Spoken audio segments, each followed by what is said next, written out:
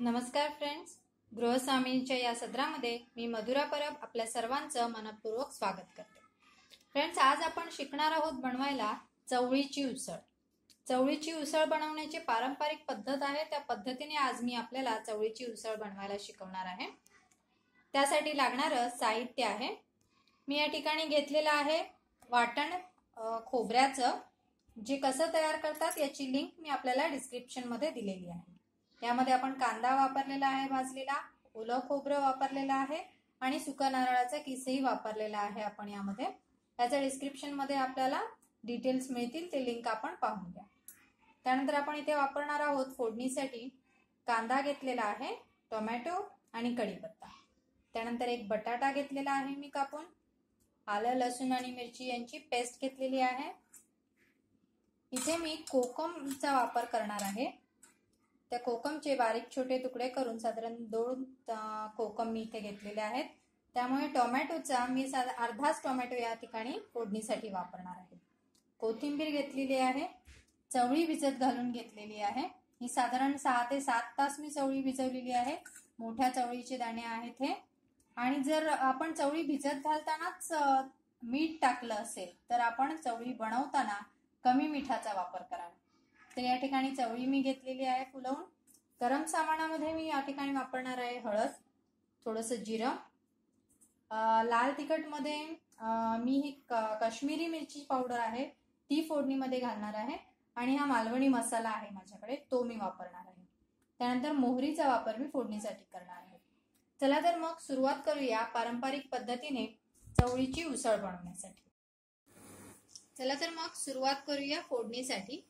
मी इकडे टोप तापत ठेवलेला आहे, त्यामध्ये साधारण एक मोठा चमचा मी तेल घालणार आहे। टोप गरम झाल्यामुळे तेलही लवकर तापलेले आहे। आता त्यामध्ये आपण घालणार आहोत प्रथम फोडणीसाठी कांदा।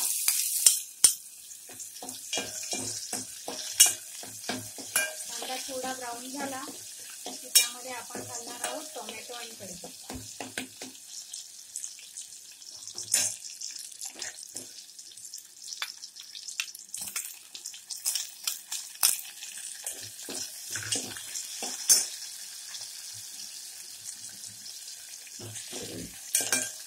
आता हा टोमॅटो कढीपत्ता नीट यामध्ये आपण शिजवून घेऊया। आता यामध्ये आपण घालणार आहोत 1 चमचा आलं लसूण आणि मिरची यांची पेस्ट। व्यवस्थित आपण मिक्स करून घेणार आहोत। आता यामध्ये मी साधारण 1/2 चमचा काश्मीरी लाल तीळ टाकते। त्यानंतर मी थोडी मोहरी टाकलेली आहे।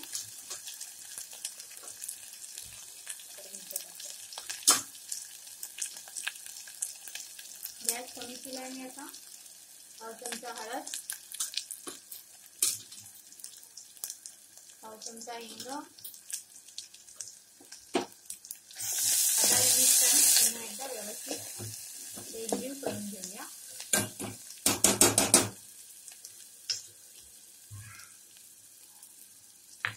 आता यामध्ये मी मिरची, कोथिंबीर, लसूण आणि याची पेस्ट टाकल्यामुळे मालवणी मसाला मी कमी प्रमाणात इथे वापरते। साधारण छोटे चमचे आहेत, ते 2 छोटे चमचे मी या ठिकाणी वापरलेले आहेत। आता मी यामध्ये चवळी घालणार आहे।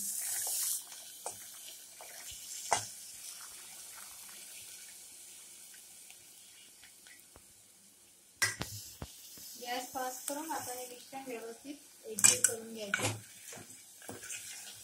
चवळी किंवा कोणतेही कडधान्य जेव्हा आपण पारंपरिक पद्धतीने व्यवस्थित त्या मिश्रणामध्ये फोडणीच्याच ठेवून उकळवणार असू किंवा त्यामध्ये शिजवणार असू, त्यावेळेस आपल्याला नेहमीच गरम पाण्याची गरज भासते। ते गरम पाणी आधीच मी गरम करायला ठेवलेलं आहे, त्याचा मी वापर इथे करणार आहे, जेणेकरून ही चवळी लवकरात लवकर शिजून येईल। अशा पद्धतीने फोडणी घालून आपण त्यामध्ये कडधान्य शिजवली की त्याला चव चांगली येते। त्यानंतर आता याला एक उकळी आपण पाणी घातल्यानंतर आली, त्यानंतरच मी इथे या बटाट्यांचा वापर करणार आहे। तोपर्यंत हे बटाटे मी बाजूला ठेवलेले आहेत। आता यामध्ये मी गरम पाणी घालणार आहे। आता ही चवळी व्यवस्थित मिक्स झाली. आता यामध्ये मी गरम पाणी ही चवळी बुडेपर्यंत घातलेलं आहे, कारण कडधान्य शिजायला थोडा वेळ जाईल. आपल्याला हवं असल्यास आपण मीठ घालून ही चवळी कुकरमध्ये वरती एका डिश मध्ये ठेवून उकडवून घेऊ शकता. त्यानंतर डायरेक्ट फोडणीमध्ये ती उकडलेली चवळी घालून आपण वाटण घालू शकतो. पण आता मी इथे पारंपरिक पद्धतीने जशी चवळीची भाजी केली जाते, चवळीची उसळ केली जाते, त्या पद्धतीने ही उसळ करायला आपल्याला दाखवते. सो आता याला गरम पाणी घातल्यामुळे लवकरच उकळी येईल. त्यावर मी झाकण ठेवून देते. आता या चवळीला छानशी उकळी आलेली आहे. आपण त्यामध्ये आता बटाटा घालून घेणार आहोत.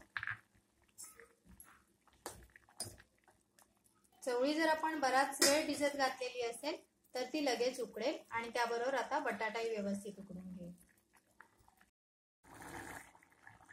चवळीला उकळी आलेलीच आहे, आपण पाहिलं. आता आपण त्यामध्ये कोकम टाकणार आहोत, म्हणजे कोकमचा जो आंबटपणा आहे तो पण शिजताना त्यामध्ये उतरेल. त्याचबरोबर आपण आता यामध्ये टाकणार आहोत चवीपुरतं मीठ.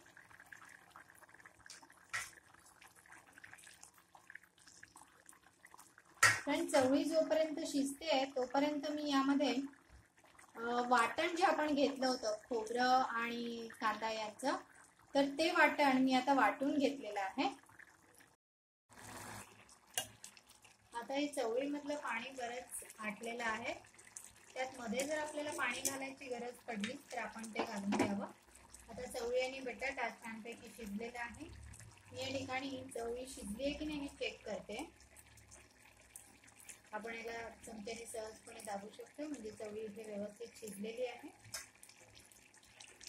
बटाटाही शिजलेला आहे. बटाटा शिजायला फारच कमी वेळ लागतो, त्याच्यामुळे आपण तो उशिराने घातला होता फोडणीमध्ये. आता जे आपण वाटण घेतलं होतं ते मी मिक्सर मधून त्याची पेस्ट करून घेतलेली आहे. आता ती ग्रेव्ही आपण यामध्ये मिक्स करणार आहोत. साधारण आपल्याला किती ग्रेव्ही करायची आहे यावर आपण त्या वाटणाचं प्रमाण ठरवणार आहोत. मी इथे 2 मोठे चमचे वाटण घातलेलं आहे. जर आपल्याला ग्रेव्ही जास्त बनवायची असेल तर आपण त्यामध्ये वाटण वाढवू शकतो. आता यामध्ये आपण कोकम, मीठ सर्वचा समावेश केलेला आहे. आता मी यामध्ये कोथिंबीर घालते. वाटण घातल्यानंतर एक उकळी काढल्यानंतर ही डिश तयार होईल. त्यानंतर मी ती सर्व करते. अशा पद्धतीने चवळीची उसळ तयार आहे. आपण त्याला कोथिंबीरीने पुन्हा एकदा गार्निश करून सर्व करूया. आपल्याला ही रेसिपी नक्कीच आपण ट्राय करा, त्या नक्कीच आवडतील. आपले अभिप्राय आणि कमेंट्स याची मी नक्कीच वाट पाहेन. हा व्हिडिओ संपल्यानंतर माझा चॅनल सबस्क्राईब करायला विसरू नका. थँक्यू.